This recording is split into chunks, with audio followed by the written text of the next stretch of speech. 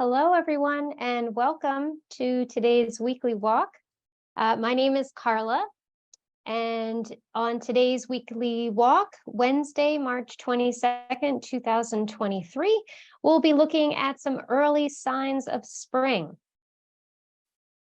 So welcome, and thank you for joining us on this walk today. All right, as our attendees start to join us today, I'm just going to review some of the tools that you have available to you on the weekly walk using your Zoom toolbar. So along the bottom, if you should have any questions throughout our weekly walk today, you can use the Q&A feature. And I have my colleagues, I think I have all my colleagues on the back end today, a full house. We have Juan and Jose, Desiree, and Ryan with us today. So be sure to use the Q&A feature to ask any questions. And if you have any comments or you'd like to say hello, go ahead and use the chat feature if you have any comments that you'd like to share throughout our walk today. And of course, you can also use the closed captioning feature if you would like. All right. And of course, I am an official tour guide with the Central Park Conservancy, and here at the Central Park Conservancy, our mission is to preserve and celebrate Central Park as a sanctuary from the pace and pressures of city life, enhancing the enjoyment and well-being of all. And I hope we're able to do that for all of you today. So without further ado, let's start our walk. And we are going to be entering the park today at West 77th Street and just taking a short little walk towards the lake and a little look at the Ladies Pavilion and Hearn's Head and a quick little sit at one of the boat landings. So let's start on our way. So we're starting our walk here at 77th Street, which is also known as Naturalist Gate, you may know. And welcoming us into the park, of course, is Alexander Humboldt, just to the left of the entrance to the park. Now, if you're not familiar with Alexander Humboldt, he was a German naturalist, and he's sometimes been called the father of ecology and also the father of environmentalism. He traveled extensively, kind of all over the world in many places, much in Central and South America. And he published many, many books. And he published those books on his naturalist observations. And he's known for many things, but he's in large part and beloved to some, including myself, for kind of bringing together a lot of different fields of knowledge and synthesizing them into a unified vision of nature, which hadn't really been thought of in exactly the same way as he wrote and thought about it. And so he had sort of a unique perspective on nature and seeing nature as a unified system. And his observations actually led him to predict man-made climate change, which has obviously been something a lot that we've been talking about a lot recently with our very mild winter and some of our early signs of spring that we saw even before spring actually started.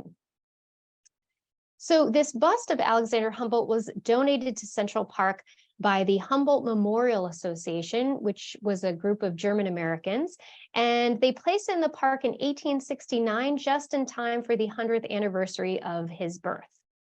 But let's get into the park. It's a very nice day to be outside, and we can already see a little glimpses of spring. We can see even flowers are blooming on the pedicabs already. Those are coming out too. All right, and as we enter the park here at Naturalist Gate, there's a plaque to remind us that the gate is dedicated to the thousands who have here entered Central Park to study nature under the sponsorship of the American Museum of Natural History, which is, of course, just across the street. But we're not going to spend today in the museum. It's too nice. We need to be outside studying nature today. And as soon as we get into the gate, we can look up and look at the beautiful branches against that really bright blue sky. And we're already starting to see little green glimpses of spring as it just starts to leaf out a little bit. And as we make our way over the arch here, we're looking down on Naturalist's Walk that follows below here. But we can really see a lot of different signs of spring, just some little pops of green. The lawns are looking greener, some plants are coming up, green leaves starting to leaf out on the trees, and even some little red buds that we're starting to see that I believe are probably the buds of a maple tree off in the distance there. And since we're entering here at 77th Street, we're entering the park on the West 77th Street stone arch. And of course, Central Park is well known for its benches, and not all of those benches are green and wooden. Some of them are special, and this one happens to be built right into the archway. And like many of our wonderful benches, it too has its own commemorative plaque from some other folks that loved the park as much as we do. But it's too nice. We just started our walk. We don't really need to take a seat right now, or at least I don't. So let's keep moving. And as we look across, we can see another sign of spring. We see some glowing yellow right across the way there. So let's go and take a closer look. And we have some forsythia blooming. And forsythia is actually in the same plant family as the olive. Not that you want to eat forsythia, you shouldn't. And most of the species are native to Asia. And it actually gets its name from a Scottish botanist, William Forsyth, who was a founding member of the Royal Horticultural Society. But forsythia is definitely a kind of sign of spring to me, for sure. And as we continue along the way, we see some other little pops of color here looking very blue. We can take a closer inspection of what these might be. And this appears to be Siberian squill, which is some folks call a spring ephemeral. It's one of the first things, one of the first flowers that blooms after the snow melts. What a beautiful, really blue color, almost more blue than it is purple. And Siberian squill, for some people, is thought of to be a sort of invasive plant because it is a bulb. It springs from a bulb just like daffodils or tulips, but they can also spread by seed. And so in the Midwest, it's considered an invasive, and many folks don't plant it because they can really grow quite aggressively. But they're really beautiful. This color is really interesting. And we notice as we make our way safely across the drive towards the lake, we notice this rock welcoming us and letting us know that this is that Peebler Point is dedicated to the Charles Peebler Jr. family, whose support and leadership helped to restore and preserve the Ladies' Pavilion, which we're about to visit, and the Hearn's Head landscape, which we'll also be walking around. And Charles T. Peebler actually made his money in advertising, and he gave to a number of charitable organizations, including the Central Park Conservancy, and we can thank his generosity for helping to restore this area. So we'll start to make our way around this walk, and I always associate this area with lots of flowers blooming, but it's still very early as it just became spring on Monday. So happy spring, everybody. And we'll keep making our way to see some more spring colors. Follow down the path, and just ahead we can see a little peek of the Ladies' Pavilion. And we see we have some rhododendrons here, not looking all that gorgeous yet, but when we take a closer look, we can see there are some blooms just starting to bud here on the rhododendrons in a beautiful pinky purple color. And there's a much nicer open bloom that we have here. It's important to keep in mind that rhododendrons, all parts of rhododendrons are actually toxic. So be sure not to try and eat them yourself, and don't let your dog eat them either. And also down by our feet as we're making our way are the hellebores. And I know we've spoken about these on a few walks because they're one of my favorites. And hellebores also are very toxic. In fact, it's important, their name actually comes from a combination of Helen, the Greek word for food, and a Greek word for injure, letting you know that the entire plant is actually toxic. But still very pretty. And just above our heads, it took me a while to figure this out. And if anyone thinks I'm incorrect, please let me know in the chat. But I believe these are the finished blooms of the witch hazel. After those really cool spidery yellow petals fall off of the witch hazel, this is what is left. Since witch hazels are one of the really, really early blooming plants, this appears to be what is left after those petals fall off of the witch hazel shrub or tree. And here we've made our way to the ladies' pavilion.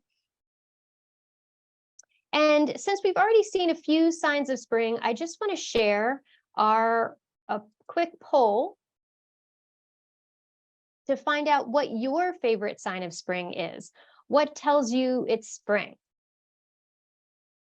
And so do you look for flowers in bloom? Or do you maybe hear the chirping of birds, more chirping of birds, and know that spring is here? Maybe, unfortunately, you suffer from allergies, and that's how you know it's spring, or just more daylight when you get out of work or later in the day, the warmer temperatures that we've already started to enjoy lately. Or if there's something else that tells you it's spring, go ahead and share that with us in the comments, in the chat.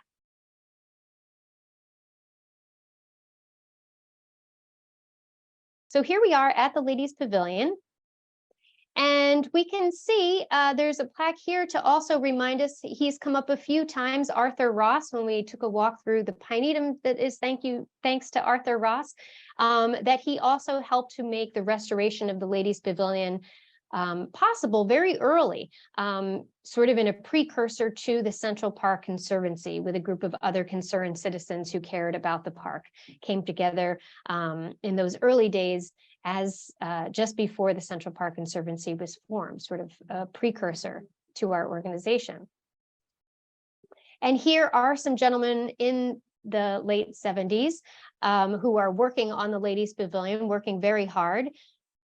Looks like they're repairing the roof there and really doing some fine craftsmanship. So we can thank them for doing this work in the 70s. And there are really a lot of beautiful details to enjoy on the Ladies' Pavilion.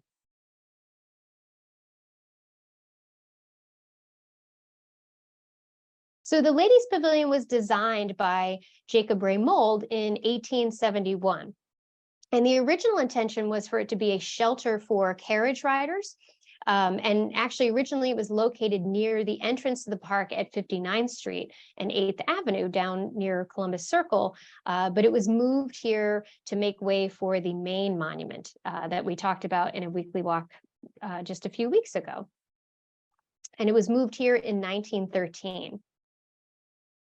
But as we saw in the 70s, it was starting to fall apart. And so people came together. The Friends of Central Park was that precursor to the Central Park Conservancy, and they helped to restore the Ladies' Pavilion.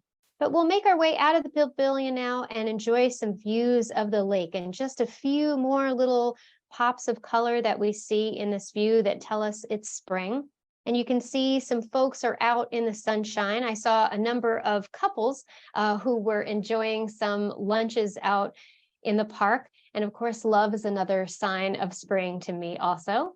And let's see what everyone is thinking as far as their sign of spring. It looks like the vast majority of you say it's the flowers in bloom that tell you that it's spring. That was almost 60% of you. And the next highest one was the chirping of birds. So birds and flowers are what tell you it's spring. That's absolutely true in Central Park. I'm glad to see that few of you have allergies. That's very good. But definitely daylight is a close third. That really makes a difference, I know, for me, feeling that extra daylight later in the day, more time to be outside. And one of the things I really enjoy in coming down here and enjoying the lake are these really cool rock formations. And this one happens to have some really interesting and unique textures that I haven't seen in some other rocky formations and rocky outcroppings around the park. Some of them are jagged on this rock, and then others are really kind of smooth and almost, on a closer look, almost look like the sand of a beach when the ocean is going over the sand, or sometimes when light is reflected off of water and is dancing on something, it kind of looks like that to me. We'll see that in a moment at the boat landing. that same kind of effect. And as I mentioned, spring is also signaled by love, at least to me. And here we can see a lovely Canada goose couple getting a little curious as I come down the rocks, and they want to see what's going on.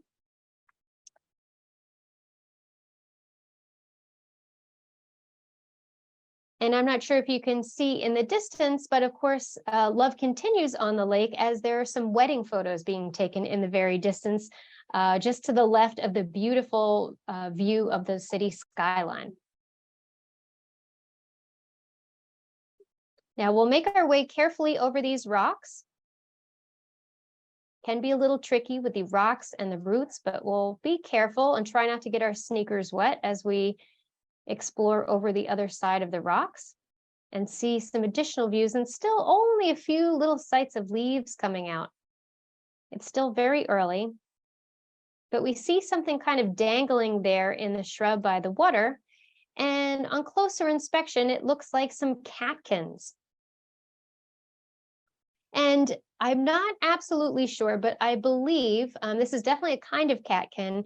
And my guess is that it's an hazel alder catkin, that kind of shrubby tree that likes to grow on the edge of the water. If someone thinks it's something else, go ahead and share your idea in the chat. But I believe it is a hazel alder. And catkins are a kind of flower. It's like a cylindrical flower shape, almost like a spike, and they often have no petals or very small, inconspicuous petals.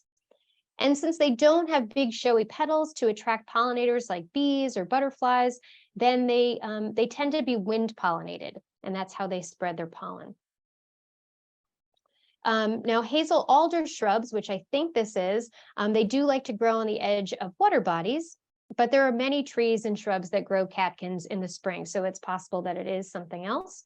But most importantly, the word catkin supposedly comes from the Middle Dutch kateken, meaning kitten, referring to their similarity to a cat's tail. And sometimes catkins can be kind of fuzzy, like a kitten or a cat. But we'll continue on our way to explore the rocks and just appreciate. I really love this contrast, these views of the park from here with this really ancient rock that is hundreds of millions of years old, with the very new and modern skyscrapers poking up in the distance there. Now, just the other day, with Desiree, I saw some turtles sunning themselves, and to us that was a very early sign of spring, that the turtles were back and they were out of their semi-hibernation. And I was hoping to find some turtles down here. I did not find any turtles sunning themselves, but I did find some New Yorkers sunning themselves, also coming out of their winter hibernation to enjoy the park and all of the sunlight. Let's take some more views across the lake here and see that beautiful spring sun shining on the lake and the water. And here, this same rock has these other sort of more jagged shapes in it that are lots of straight lines that to me almost kind of echo the lines of the skyscraper. I liked that effect. And we'll make our way around the path and leave the Hearn's Head area here. And of course, this goose is also enjoying some of the beautiful views of the lake and the skyline in this sunny spring day. And on our right, we notice another little sign of spring, a little patch of daffodils blooming among the otherwise kind of brown and bare trees, adding some color to our spring view here. And we can see another little duck couple making their way to the water's edge as we make our way around the path and visit the boat landing just in the distance. Make our way back to the road and down the path in our last few moments here.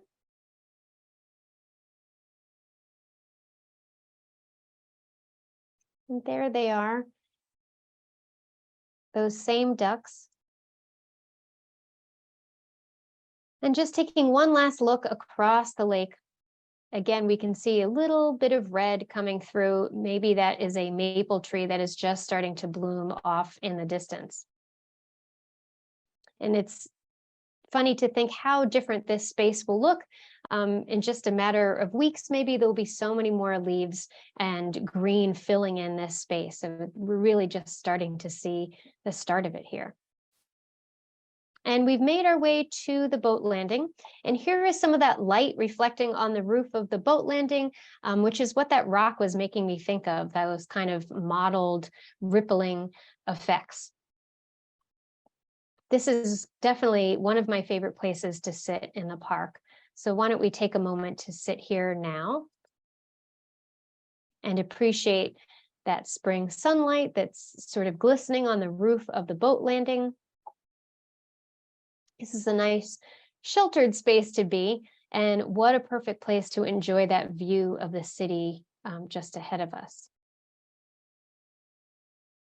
We'll take one last look here.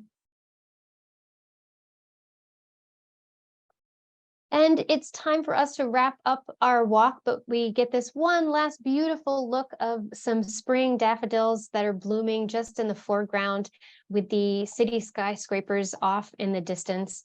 And obviously so much more spring to be coming in, so many more flowers and budding and growing to be coming very, very soon. But thank you very much for joining us on this very short little walk to see a few different signs of spring that are just starting to pop up in the park. And I want to let you know about a couple of upcoming tours that we have. We have the Indigenous Central Park tour. So we're offering this both in person and virtually. So in person, coming up Saturday, April 1st at 11 a.m. and Saturday, April 29th at 3 p.m. And my colleagues will drop the links to that in the chat. And then we also have a virtual tour. For those of you who are visiting us from farther away, we have a virtual version of this tour being offered on Thursday, April 27th, and my colleagues will drop that link in the chat also. So definitely check that out. And with that, I want to thank you for joining us today on this short little weekly walk in the spring sunshine. Thank you, everyone, for joining me and enjoying the park with me and enjoying these little sites. And until next time, we'll see you again next Wednesday. Until then, thank you, stay safe and be well on behalf of everyone here at the Conservancy. Thank you, everyone. Take care.